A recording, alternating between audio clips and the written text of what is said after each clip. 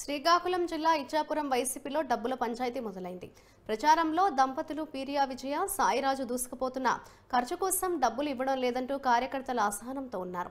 Party fund పెద్ద మొత్తంలో వచ్చినా ప్రచారానికి కూడా ఖర్చు పెట్టడం లేదంటూ కార్యకర్తలు మండిపడుతున్నారు.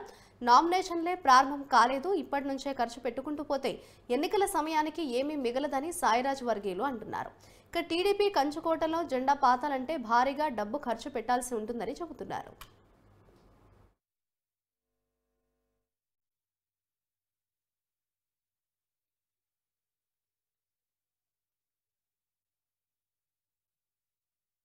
వేదిక సాక్షిగా మీరందరూ కూడా మనవి చేస్తామన్నా ఇదే వేదికపైన ఇదే రకంగా గంటలు కట్టుకొని నిరసన 20 మంది లేరు. అతను ఫోన్ చేయలేదండి.